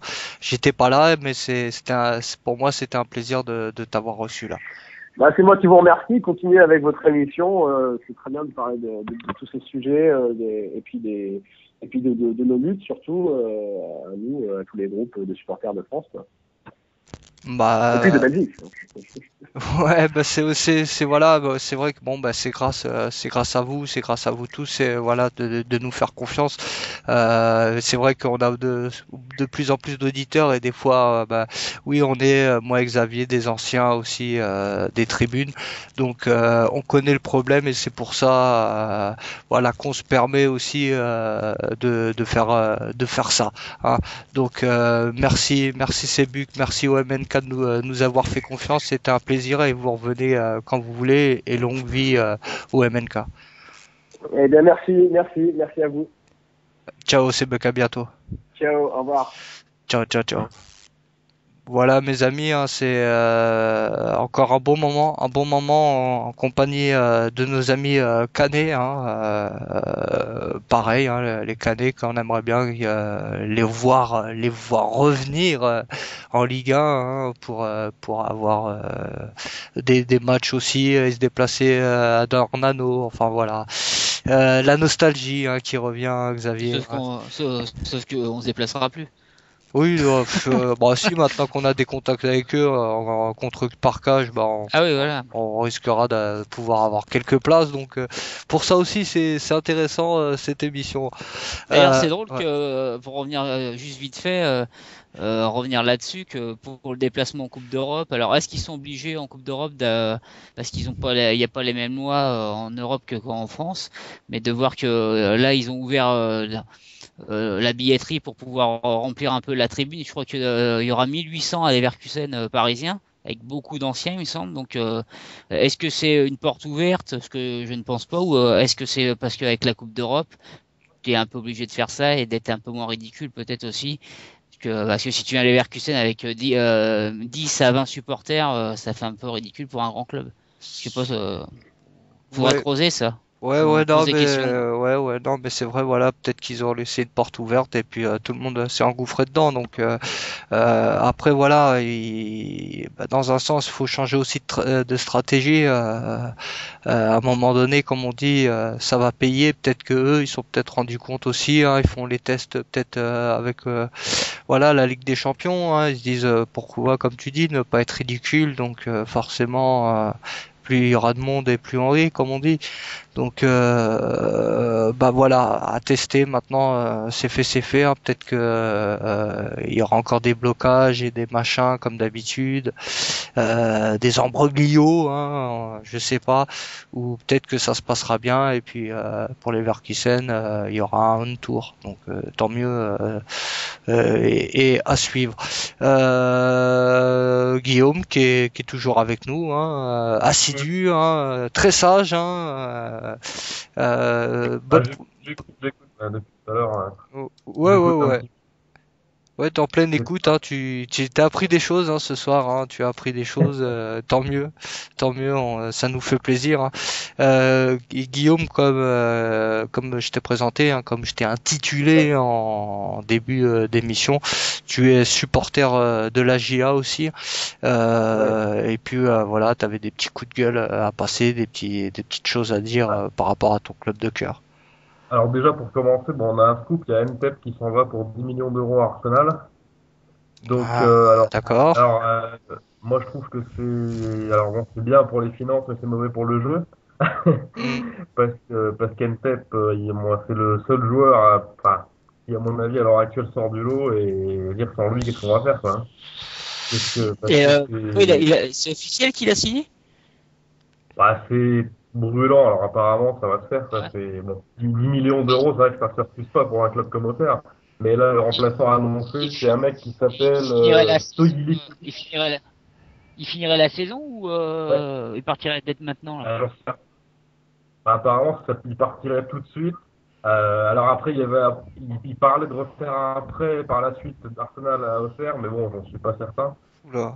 Voilà, donc, il parle d'un remplaçant qui viendrait de Serbie, il me semble, qui s'appelle Stojilikovic. Alors moi, je sais pas ce qu'il vaut ce mec, et voilà, quoi, c'est vrai que on va perdre au change, à mon avis, hein. Parce que alors, la GIA, enfin voilà, moi j'en ai un peu marre, quoi. J'ai vu le derby Dijon-Auxerre, c'était fin septembre. Et je me suis ennuyé à mourir, quoi, tellement c'était pitoyable. Enfin, franchement, enfin, faut arrêter, quoi. Il y a pas de fond de jeu, on n'a pas de buteur, on n'a pas, enfin, il y a pas de milieu de terrain, pas de défense, quoi. Enfin, moi, enfin, je trouve que le club est en pleine décadence, hein. Bah, oui, et puis en plus, si vous perdez vos meilleurs éléments, donc Ouais. là, ça commence à faire beaucoup. Tu sens toi un petit peu la déchéance petit à petit du club? Bah, je sais pas, est-ce que c'est une reconstruction en profondeur ou une déchéance totale, j'en sais rien. Mais en tout cas, à l'heure actuelle, on est 12e avec 25 points. On est à 7 ou 8 points du troisième. Et la remontée en Ligue 1, ce sera pas cette année, faut pas se leurrer non plus. Voilà, on a quelques joueurs qui sortent du lot, mais globalement, on a fait un recrutement qui est un peu lamentable. On a recruté Julien Vial, qui n'a pas quasiment pas marqué, à par contre Marc Barol. On a Rudy Haddad, on a Marester, enfin des joueurs qui sont Aïd Ben Yedder, Djelabi, des joueurs qui ne montrent rien et qui, enfin, je veux dire, il y a aucun équilibre. L'équipe, elle est complètement coupée en deux à tous les matchs. Enfin, c'est assez, enfin, moi j'ai du mal honnêtement, hein. Après ce qu'on a connu à Auxerre il y a quelques années, ça c'est un petit peu chaud, hein. Et tu en avais parlé, je me rappelle quand tu venais avant qu'ils descendent, tu disais que tu avais peur déjà qu'en Ligue 1 c'était pas souvent plein et que en Ligue 2 tu Ouais. avais peur. On disait c'est les vrais supporters peut-être qui seront. C'est là que tu vois enfin les vrais supporters.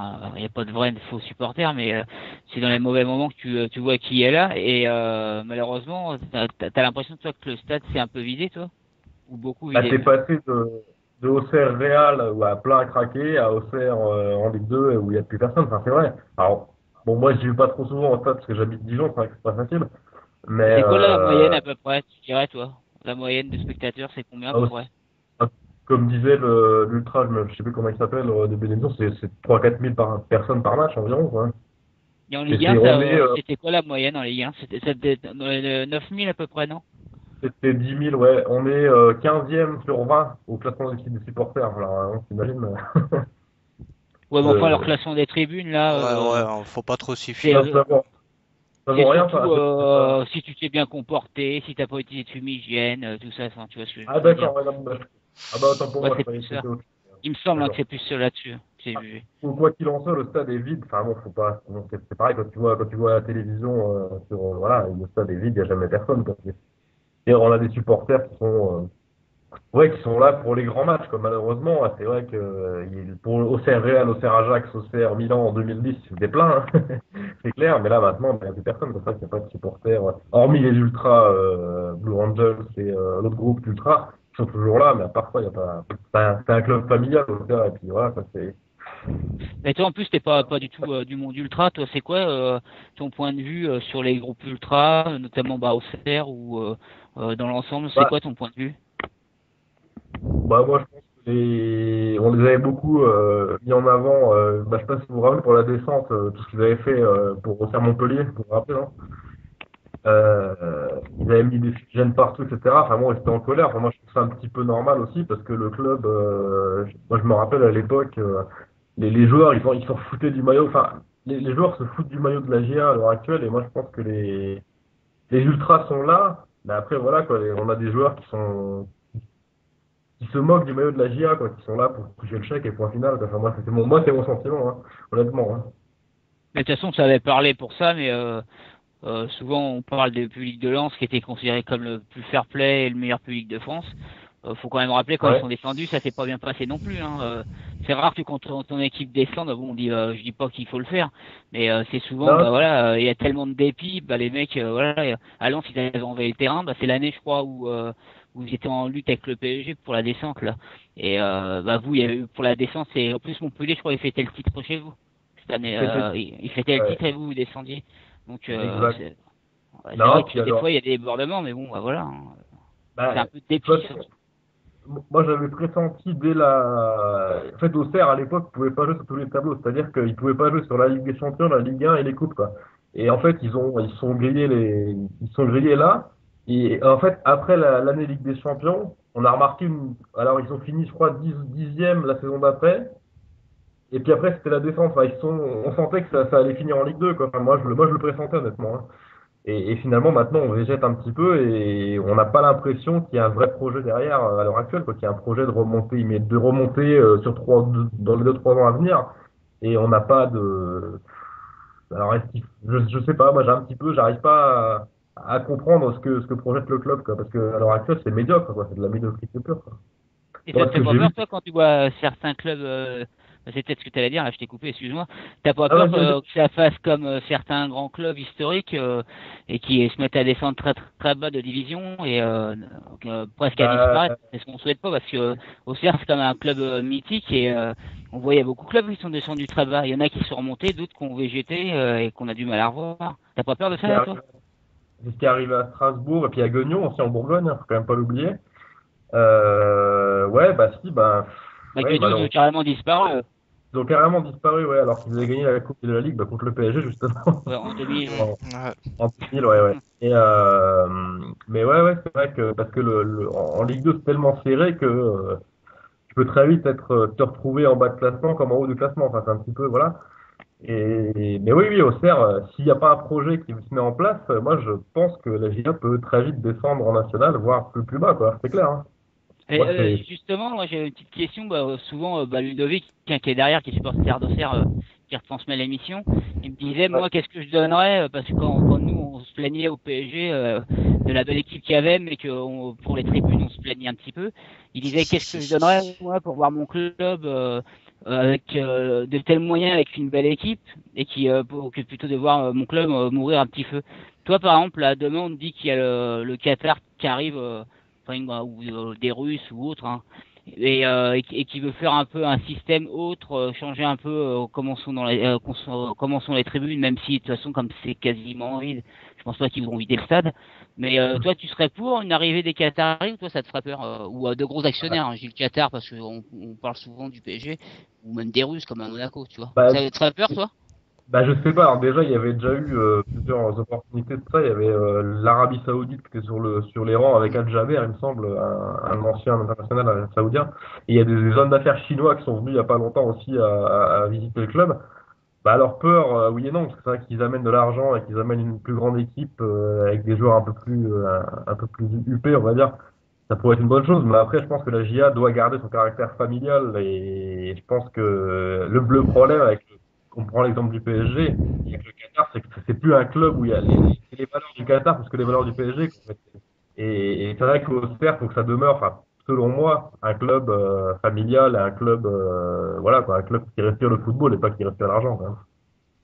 Oui, puis Moi, je pense que, le Qatar a acheté le PSG, pas spécialement pour le PSG aussi, mais parce qu'il y a le standing de la ville de Paris, Ouais, qui est un c'est grand club plus. de foot et qui a la Coupe du Monde derrière. Puis en plus, Hum, tu pouvais faire un truc comme Nisport, quoi. Il y a le hand, il y a tout ça derrière. Et c'est vrai que je pense que pour venir acheter en France, il faut quand même que t'aies quelque chose au Ce niveau soit du attractif, ouais. marketing qui marque. Ouais, voilà, que ça soit attractif. Moi, je pense qu'il y a ça aussi. à Lens, il me semble, le président de Lens, c'est pas un mec qui est milliardaire d'Azerbaïdjan, il me semble, je crois que c'est ça, et qui veut refaire Si, c'est un, ça, ouais, Ouais, ouais. à Lens, ouais, c'est Azerbaïdjan, c'est bien ça, ouais. et qui veut construire un club qui, dans le futur, sera au même niveau que Paris et Monaco. Enfin, Monaco pas encore, mais bon, ça arrivera, à mon avis, je pense. Et voilà, quoi. Ouais, mais Et je pense qu'à Auxerre, mine de rien, Lens, c'est ouais, quand même un grand club, quoi. C'est enfin, ouais, et il a un palmarès, ils ont été champions de France. Par rapport à leur public aussi, ils sont vachement bien vus et tout. C'est vrai que bah, c'est un club vachement populaire et vachement attractif aussi pour un investisseur, faut avouer.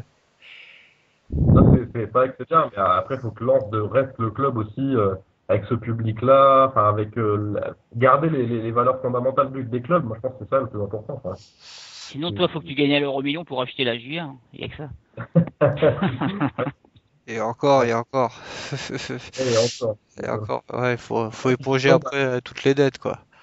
et ce que je voulais dire aussi, c'est qu'on a quand même une équipe sur le papier qui est pas mal, mais sur le terrain, ça ne donne rien, quoi. Je veux dire, on a une défense centrale, Boli Koulibaly, qui est quand même intéressante sur le papier, mais dans les matchs, ils se font, enfin, la défense, elle n'existe pas, quoi. Et toi, par rapport au niveau de la Ligue 2, qu'est-ce que tu en penses? Est-ce que tu dois quand même suivre assidûment cette Ligue 2? Tu penses que c'est un haut niveau quand même? C'est plus physique, c'est plus compliqué à jouer en Ligue 2? Bah, les résultats sont toujours très aléatoires, c'est ça le truc, c'est qu'il y a beaucoup de... Les résultats, en fait, tout le monde peut battre tout le monde en Ligue 2, quoi. C'est ça le problème. Mais ouais, je trouve que le niveau est quand même assez... bon, pas très haut quand même, parce que moi j'ai pas vu beaucoup de matchs, hein. J'ai vu Dijon au Auxerre, justement, là, et c'est vrai que c'était un niveau qui était assez bas, quoi. Bon, techniquement, c'est pas terrible. Physiquement, ouais, c'est physique, c'est vraiment très très physique. Et ouais, c'est très tactique, très. Mais après, je pense qu'il y a des clubs qui sont plus forts cette année, comme Metz, par exemple, qui jouent bien. Moi, je pense qu'Auxerre, à l'heure actuelle, est 12e et mérite sa place, hein. Il n'y a pas, sans concession, enfin, franchement, hein, et on n'a pas le niveau, on n'a pas de buteur, on n'a pas de bonheur de jeu, enfin, il y a pas d'équipe, quoi, hein. Faut pas. Et il y a un risque de descente ou il semble assez protégé, assez à l'abri? On est protégé parce que je pense qu'il y a des clubs encore plus faibles. Il y a le CA Bastia qui est déjà en national quasiment. Enfin, on le sait. Je pense pas qu'ils y arriveront. Et puis bon, Istres, il y a quelques clubs dans le bas du classement qui sont pires. Alors bon, c'est quand même plutôt bien entre guillemets. Mais après, une année où il n'y aura pas de club comme ça, bah faut faire gaffe parce que moi je pense que cette année ils ne monteront pas. Donc l'an prochain, attention quoi, attention. Alors s'ils peuvent recruter quelques bons joueurs, ce serait bien. Il faudrait qu'ils reviennent à la base aussi de la formation, je pense, parce que on a formé des grands joueurs quand même, faut le rappeler, hein, Mekfet, Cissé, Capo, Boumsong, ils viennent de la GIA. Je pense que c'est des bases auxquelles il faut revenir aussi la formation, mais on est encore, il y a eu un mercato qui a été assez médiocre. On a recruté des joueurs qui ne donnent rien sur le terrain. Moi, je pensais que Kitambala allait faire une bonne saison, et Kitambala, il est plus du tout au niveau, hein. Faut pas se... Et moi, il joue très mal. Julien Vial, bon, bah, on l'a acheté pour faire le nombre. Et c'est pareil, Ben Yedder, Djelabi, des joueurs comme ça, c'est, enfin, ils apportent rien, ils font le nombre. Enfin, moi, je trouve qu'ils font le nombre et qu'ils n'apportent rien sur le terrain. Enfin, j'ai vu, voilà, quoi. Et peut-être la motivation en Ligue 2, hein. Puis comme tu dis, hein, tu sais, hein, quand ton stade il est quasiment vide, tu te retrouves en Ligue 2. En plus, si c'est beaucoup de jeunes mais qui sont pas, tu sais, les jeunes c'est bien, mais si t'es pas encadré par des cadres ou des mecs qui te tirent tout ça par le haut, tu risques de t'enfoncer un peu. Et voilà, c'est le risque, hein. Et après, l'essentiel, c'est comme tu dis, hein, c'est qu'ils descendent pas, mais c'est vrai que bah, c'est là qu'on voit que c'est vraiment fragile, hein, un club de foot, hein, parce qu'Auxerre, il était en Ligue des Champions il y a encore combien d'années, et là maintenant c'est en Ligue 2, donc en fait, c'est sûr que ça va vite. L'élément déclencheur de la Ligue 2, ça a été la Ligue des Champions. C'est aussi bizarre que ça puisse paraître, hein. Ils n'ont pas su gérer cette période-là, et le club petit à petit est descendu, quoi, hein, et puis jusqu'au point d'arriver en Ligue 2, quoi, hein. Donc, de toute façon, il y a plein de clubs, hein, comme ça, hein, tu vois, qui ont été mal gérés. Regarde Le Mans, qui ont fait un super stade, et le club, je sais même plus où ils sont, hein, stade. Hein, le club du Mans, je crois qu'ils sont descendus je crois qu'ils sont en CFA, même plus bas. Hein. Prends Dijon aussi, hein, Dijon qui veut faire un stade extraordinaire. Moi, j'ai vu le. Grenoble, tout ça. Hein. Ouais, bah clairement. Donc, ouais, non, c'est vrai qu'il y a, bon, c'est dommage de lutter pour pas descendre, au lieu de se battre pour monter, quoi, tu vois. Mais toi, ton coup de gueule, tu voulais passer un coup de gueule, mais c'était plus au niveau du terrain ou au niveau des supporters, le fait qu'il n'y ait plus de soutien populaire? Non, bah, le soutien populaire, bon, malheureusement, quand on voit ce qu'ils montrent, bon, ça donne pas envie d'aller au stade. Non, c'est plus pour les joueurs, clairement. Moi, les joueurs, ils commencent ça me tape sur le système de voir des mecs qui se donnent pas à fond, quoi, hein. Moi, je vois à la Et par rapport, et par rapport, par exemple, aux horaires qu'on impose comme ça à ton club, que ce soit en championnat ou en Coupe de France, toi, ça te fait vraiment pas chier ou quand même? Cet horaire-là pour la Coupe de France, par exemple, moi, j'aurais bien aimé pouvoir me dire, par exemple, que ça se passe un samedi et me dire, bah, je pars samedi pour aller voir le match, quoi. Là, c'est vrai qu'à 18h30, le match à Auxerre, moi qui habite Dijon, c'est impossible d'y aller, quoi. Impossible. En week-end, c'est jouable, mais voilà, quoi. Ou même en soirée, on va dire que c'est possible. Mais c'est vrai que les horaires imposés par la télévision, c'est vrai que c'est un petit peu... Et en plus, t'aurais été le seul Dijonais supporter d'Auxerre qui se déplace et non en parkage, mais en tribune auxerroise. Ça aurait été sympa quand même. J'étais avec mes couleurs auxerroises à Dijon, hein, l'autre fois, au milieu des Dijonais. Bon, l'ambiance est bon enfant, il n'y a pas de problème. Mais, mais ouais, non, c'est vrai.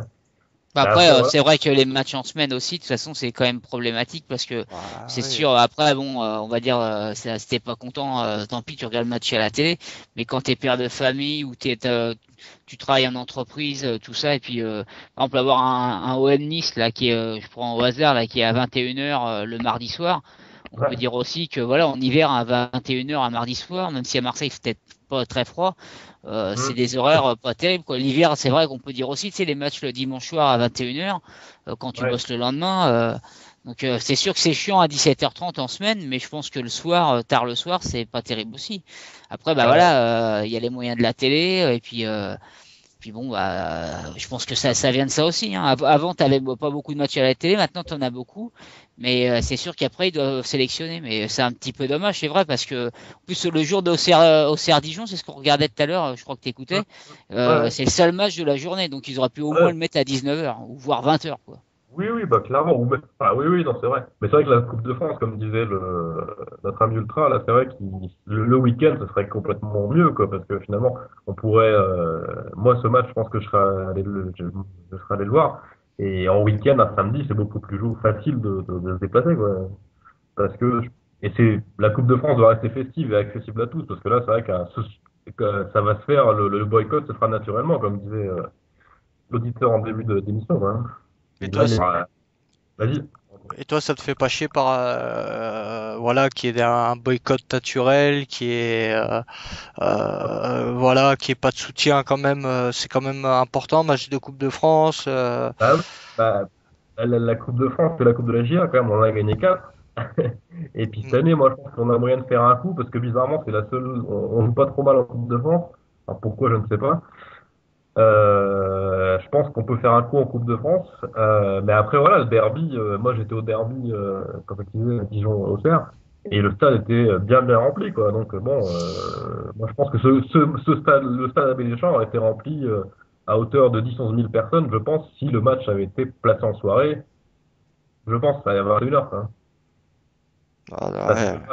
là, il y aura, oui, peut-être 3-4 000 personnes, et encore, c'est même pas sûr. Enfin, bon. Bah, les Dijonais, moi, je vous le garantis qu'ils se déplaceront pas. Enfin, c'est pas possible. Je veux dire, il faut partir de Dijon à 17h. Mais pour les gens qui bossent ou des gens qui étudient ou etc., voilà, c'est pas possible. Tout simplement. Et toi qui est supporter de la GIA, qui regarde beaucoup la Ligue 2, quelle vision tu as par rapport à cette Ligue 1, le PSG qui écrase tout, Monaco qui est pas loin derrière, enfin, c'est cette nouvelle Ligue 1, on va dire, qui a commencé. Bah, la vision, c'est que bah, on sait déjà qui sera champion, quoi qu'il. Je vois pas qui peut battre le PSG à l'heure actuelle, de toute façon. Alors après, bon, d'avoir des grands joueurs, c'est bien. Moi, j'aime bien avoir joué Zlatan, avoir joué il y a une belle équipe à Paris, il faut quand même pas se mentir non plus. Mais Tu serais un petit peu admiratif, quoi, en fait. ah bah moi, je suis admis. Oui, oui, bah, il y a une belle équipe à Paris. Moi, je vais pas le cacher. Alors Monaco, c'est en construction. Moi, je pense pas qu'ils seront champions cette année. Alors, quoique, je sais pas. Mais après, bon, enfin, je sais pas ce que vous en pensez vous. Alors, en tant que supporter de Paris. Bah, Disons, par où t'es passé, certaines, t'as juste à regarder les effectifs qu'il y avait il y a quelques années encore. C'est sûr que tu te demandes si c'est le même club. bah, Oui, je me oui, bah, rappelle de certains Charles-Édouard Corridon, ouais, j'en passais des meilleurs. Ouais, oui, c'est vrai. Maintenant, ce qui est malheureux, moi, c'est que, toi, c'est ce que je me disais, et c'est de pire en pire.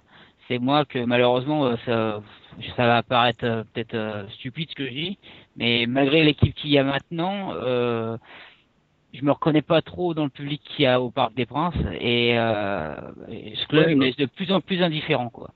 assez Il m'indiffère ouais, complètement. ça Alors devient un qu'avant, club. j'étais un malade mental, hein. J'étais un malade mental. Moi, quand ils ont failli descendre en 2008, j'en ai pas dormi pendant une semaine. Quand ils se sont sauvés, j'étais soulagé comme si on avait été champion. Mais ouais, c'est plus du tout pareil. Je vois ce club, c'est toujours mon club, mes couleurs, quoi. Mais c'est plus pareil. Je me reconnais plus Je dans le pense public que qu'il y a, dans l'ambiance, quoi. Quand tu vois, comme je disais tout à l'heure, Ajaccio, 3 personnes, 3 supporters dans la tribune, bah ça fait peur, quoi. Maintenant, en espérant que ça change peut-être, là, avec le déplacement à Leverkusen, ça va peut-être nous faire ouvrir des yeux, mais je crois pas tellement, moi. Ah ouais. Après, je pense que ce genre d'investissement faramineux, ça éloigne aussi le club des gens, quoi. Enfin, moi, je pense ça. Bah, je Dire, crois il y pas, a, il y parce a que le deux... stade est complètement plein. Ouais, ouais, et puis on voit Et à mon bien, avis, il pourrait remplir beaucoup plus ouais, encore. Tant ouais, qu'il y a une belle équipe comme ça qui gagne, hein, et des stars, tu ouais. remplis Ouais, mais je veux facilement. dire, ça, c'est un public que si un jour cette équipe-là, elle arrête de bien jouer, il y aura peut-être plus grand monde au Parc des Princes, quoi.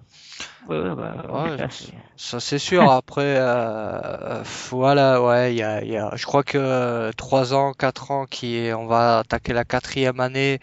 C'est vrai que à un moment donné, il y a une cassure qui se fait et peut-être que, bah ouais, on voit les choses d'un autre œil par rapport Et puis en plus, à ce PSG. je représente rien du tout. Hein. C'est ce que je disais quand on a reçu les petits Belges la semaine dernière. Ouais. Tu vas dans les tribunes, tu dis qui c'est Xavier.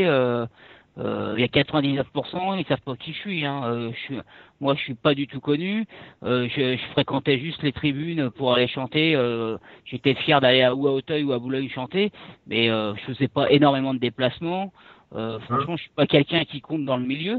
C'est juste voilà un simple supporter qui parle et qui participe à la mission avec Stan depuis 2 ans. J'ai la chance de faire l'émission, de dire bah voilà, de compter un peu par rapport parce que j'ai un peu de parole. Mais moi, en tout cas, je me revendique pas comme historique ou porte-parole de certains supporters. C'est juste un amoureux qui aimait bien l'ambiance qu'il y avait, même si tout n'était pas positif. Mais c'est sûr, quand tu vois l'équipe qu'il y a maintenant, ça te laisse des regrets parce que je pense qu'on aura pris notre pied. Après, il faut pas oublier que le Qatar est arrivé 1 an après le plan Le Proux, donc c'est pas vraiment le Qatar qui a organisé ça.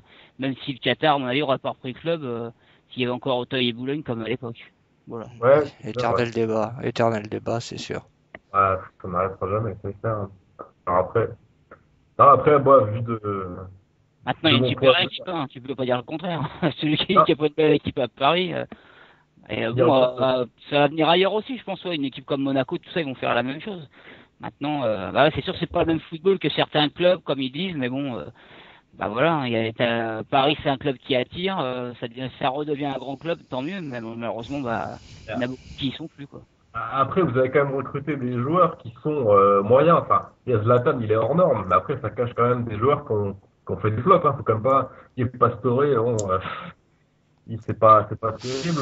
Moi, Lucas Moura, j'attends de voir quand même ce qu'il donne, parce qu'il est, bon, c'était une pépite apparemment. Bon, Lucas Moura, il n'a pas montré grand-chose jusque-là.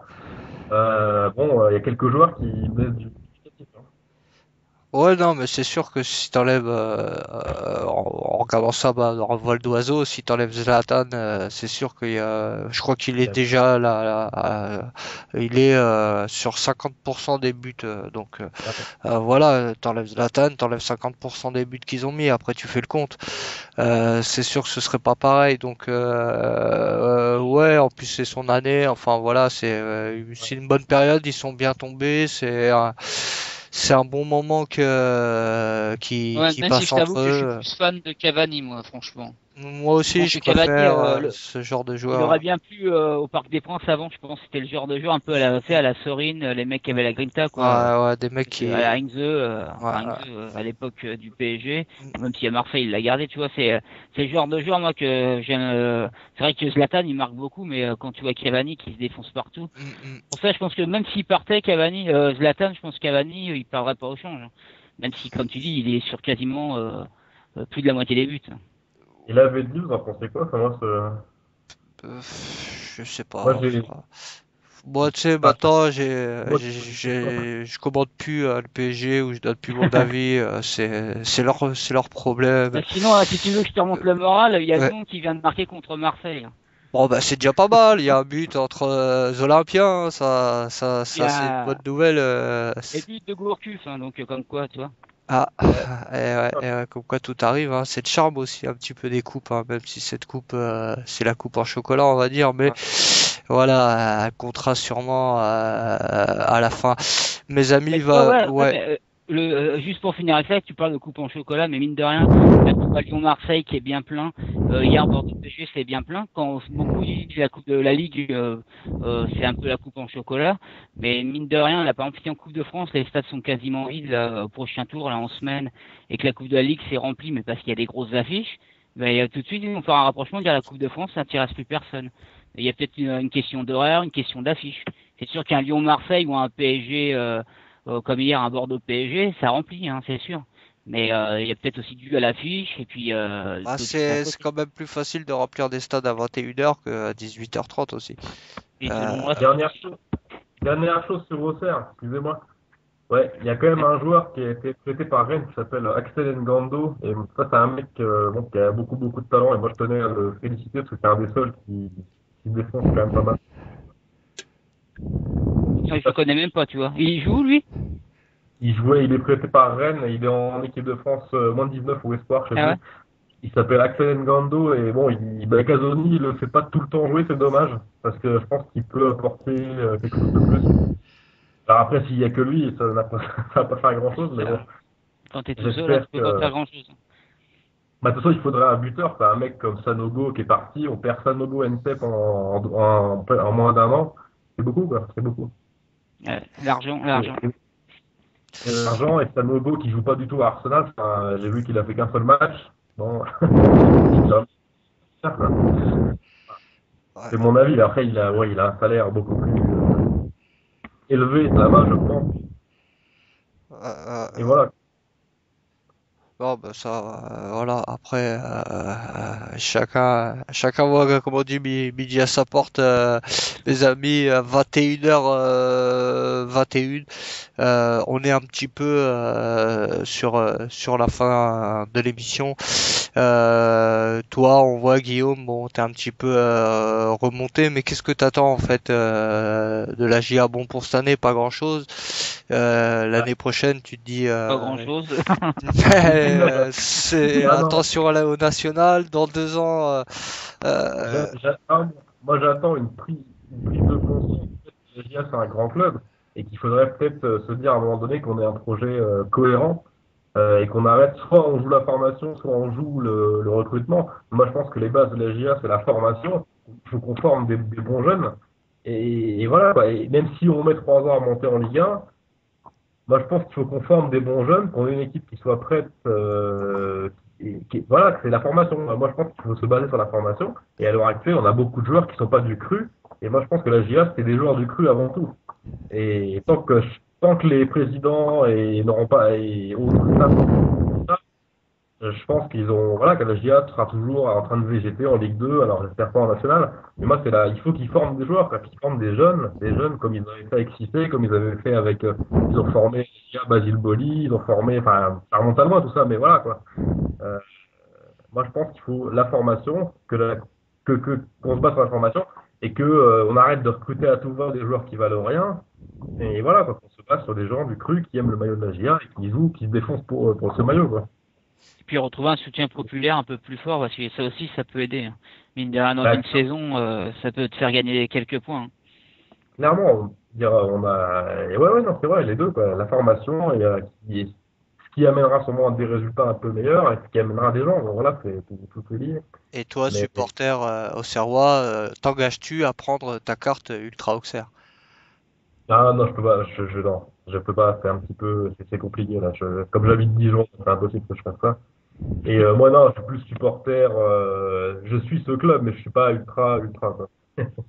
J'ai j'ai pas l'âme d'un ultra, pas du tout. Ouais, t'es plus un supporter, voilà, À simple supporter, voilà. de par mon père, quoi, parce que il m'a emmené au match un jour, et voilà, quoi, j'ai plus tout ce club, et je suis attentivement les résultats, les matchs, les résumés quand je regarde pas les matchs, etc. Et voilà, et moi, je pense que ce club a besoin il faut une formation, quoi, une formation, on a formé des grands joueurs, alors pourquoi maintenant on pourrait plus former de grands joueurs? Enfin, j'arrive pas à comprendre qu'est-ce qui a changé, quoi.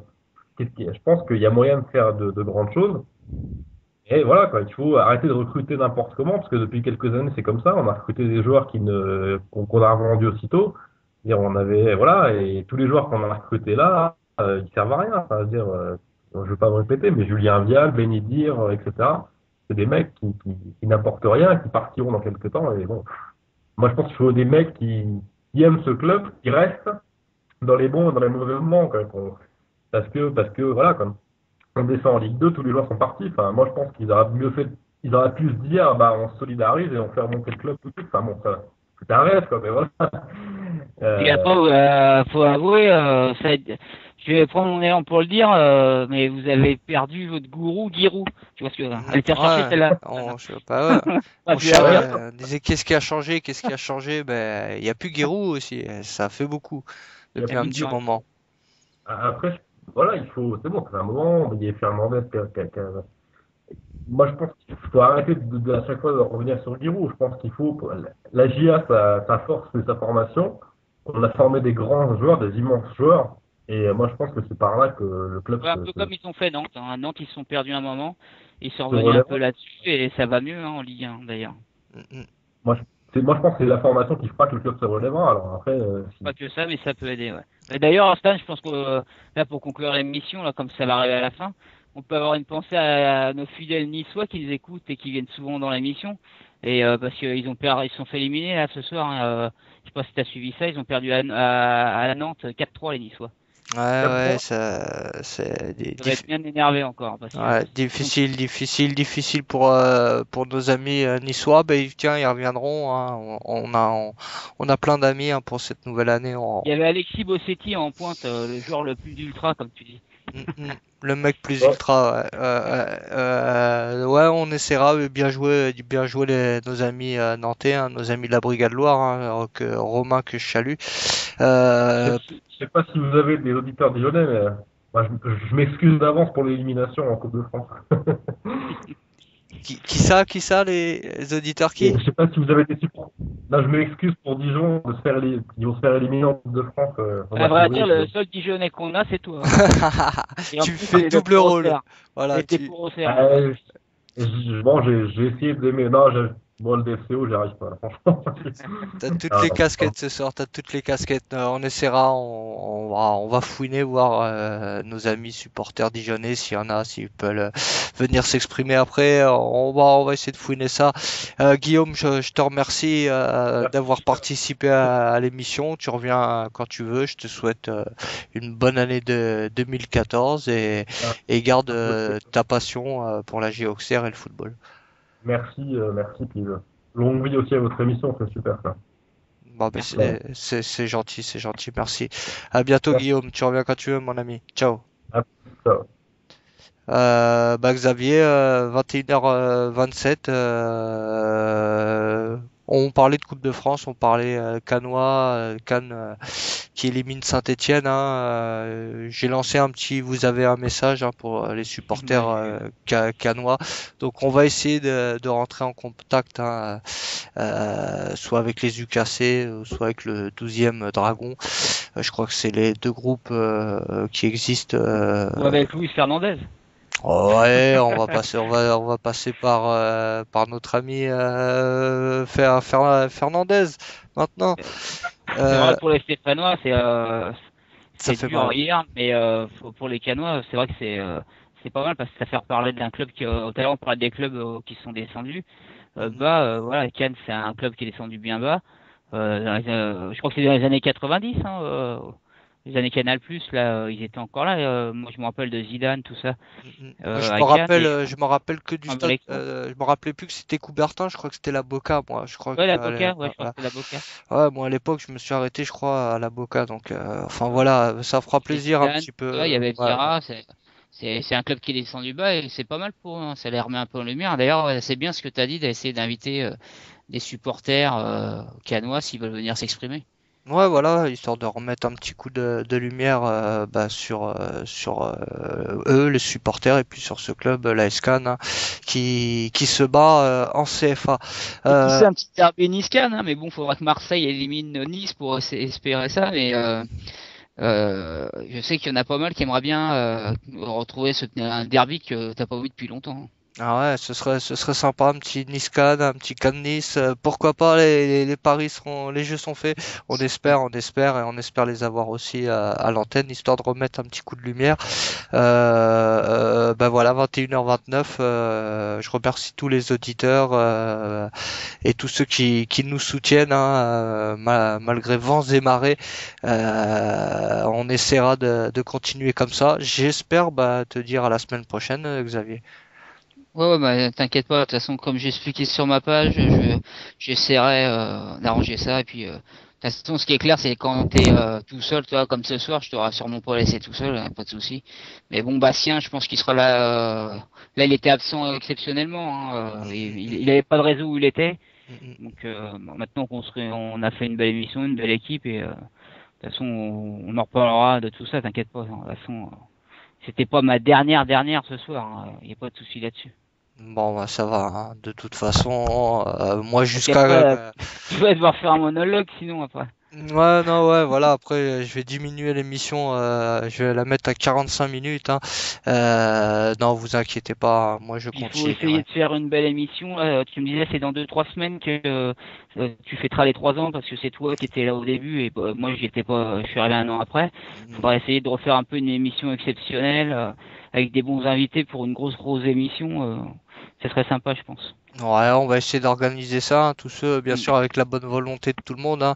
On essaiera d'organiser une grosse émission, c'est vrai, 3 ans qu'on est là, et je continuerai, hein, jusqu'à qu'on m'abatte, hein. Voilà. Donc, ça continuera, pourvu que ça dure. Bon, Xavier, je te dis à la semaine prochaine. La semaine prochaine et au revoir à tout le monde. Et voilà, ciao à tous les auditeurs. Allez, ciao, ciao.